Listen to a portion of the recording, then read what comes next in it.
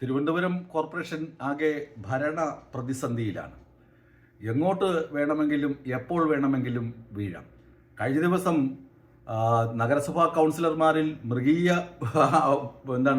പക്ഷം ആളുകളും ചെയ്ത സത്യപ്രതിജ്ഞ അസാധുവാണെന്ന് കോടതി വിധിക്കുകയും പിന്നീട് അവർ പുനഃസത്യപ്രതിജ്ഞ ചെയ്ത് കസേരകളിൽ ഇരിപ്പ് ഉറപ്പിക്കുകയും ചെയ്തത് നമ്മൾ കണ്ടു. ഇനി ഒരു വ്യക്തിയുണ്ട്, കൗൺസിലർ, കാപ്പ കേസിൽ പ്രതിയായ സുഗതൻ എന്ന് പറയുന്ന BJPയുടെ കൗൺസിലർ ഇപ്പോൾ നിലവിൽ ജയിലിലാണ്. തുടർച്ചയായി 3-4 കൗൺസിൽ യോഗങ്ങളിൽ പങ്കെടുത്തില്ലെങ്കിൽ അയോഗ്യത കൽപ്പിക്കപ്പെടാനുള്ള എല്ലാ നിയമസാധ്യതയും ഉണ്ട്. മറ്റൊന്ന്, ഈ കാപ്പ കേസിൽ പ്രതിയാക്കപ്പെട്ടിരിക്കുന്ന സുഗതനും ഈ സത്യപ്രതിജ്ഞ അസാധുവാക്കപ്പെട്ടവരുടെ പട്ടികയിലുള്ള വ്യക്തിയാണ്. അയാൾ പുനഃസത്യപ്രതിജ്ഞ ചെയ്തിട്ടുമില്ല.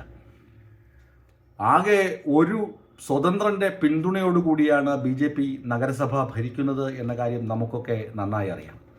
ആ സ്വതന്ത്രനാണ് അവിടെ ഭരണം മിക്കവാറുമൊക്കെ നിയന്ത്രിക്കുന്നത്. ശ്രീ പാറ്റൂർ രാധാകൃഷ്ണൻ, കണ്ണമൂല വാർഡിൽ നിന്ന് സ്വതന്ത്രനായി വിജയിച്ച പാറ്റൂർ രാധാകൃഷ്ണൻ മാധ്യമ പ്രവർത്തകരുടെ കൂട്ടായ്മയായ തിരുവനന്തപുരം പ്രസ് ക്ലബിൻ്റെ ഭരണ സാരഥ്യത്തിൽ ദീർഘകാലം ഉണ്ടായ വ്യക്തിയാണ്.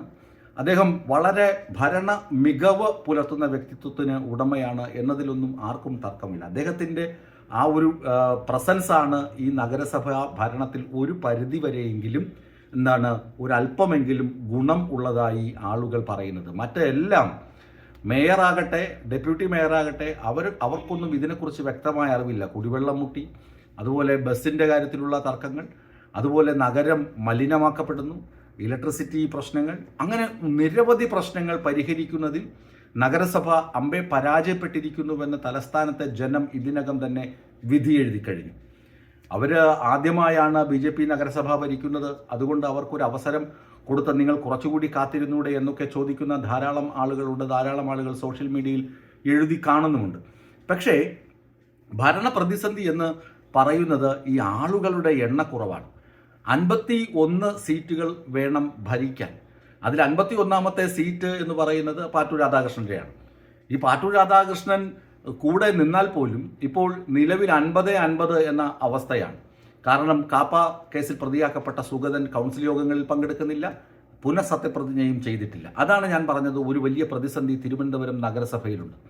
ഈ അവസരത്തിൽ UDFും LDFും അവർ വിചാരിക്കുകയാണ് ഇന്ത്യ മുന്നണിയായി നിന്ന്, ദേശീയ തലത്തിൽ പോരാടുന്നത് പോലെ ഇന്ത്യ മുന്നണിയായി നിന്ന് തിരുവനന്തപുരം കോർപ്പറേഷനിൽ BJPക്കെതിരെ പോരാടണം എന്ന് ഇന്ത്യ മുന്നണി തീരുമാനിക്കുകയാണെങ്കിൽ ഒരു പക്ഷേയെങ്കിൽ CPM ബന്ധവും CPMൽ അടിവേരുകളുമുള്ള പാട്ടൂർ രാധാകൃഷ്ണൻ ഉൾപ്പെടുന്ന സ്വതന്ത്രൻ ഉൾപ്പെടുന്ന ആളുകൾ മറുപക്ഷത്തേക്ക് മാറി BJPയെ ഭരണത്തിൽ നിന്ന് അകറ്റി നിർത്താനുള്ള എല്ലാ സാധ്യതകളും തിരുവനന്തപുരം നഗരസഭയിൽ ഉണ്ട് എന്നതാണ് വാസ്തവം. തീർച്ചയായും അങ്ങനെ ഒരു മാറ്റം ഉണ്ടാവുകയാണെങ്കിൽ ഒരു പക്ഷേയെങ്കിൽ അത് ഇന്ത്യയിൽ തന്നെ ആദ്യത്തെ ഒരു വലിയ നീക്കമായി അതിനെ കാണാൻ കഴിയും എന്നതിലും തർക്കമില്ല. കാരണം ഇന്ത്യ മുന്നണിയുണ്ട്, സ്വതന്ത്രന് പിന്തുണ കൊടുക്കാനുള്ള മൗലികവും അതുപോലെ തന്നെ നിയമപരമായുള്ള അവകാശമുണ്ട്. പിന്നെ എന്തിനാണ് BJPയെ ഇങ്ങനെ താലോലിക്കുന്നത് എന്നതാണ് തിരുവനന്തപുരം നിവാസികൾ ഉന്നയിക്കുന്ന വലിയ ചോദ്യം. പ്രതിപക്ഷം കുറെ കൂടി അഗ്രസീവായി കഴിഞ്ഞാൽ തീർച്ചയായും BJPയുടെ നഗരസഭാ ഭരണം കൂടുതൽ പ്രതിസന്ധിയിലേക്ക് പോകും എന്നതിൽ ഒരു തർക്കവും ഇല്ല.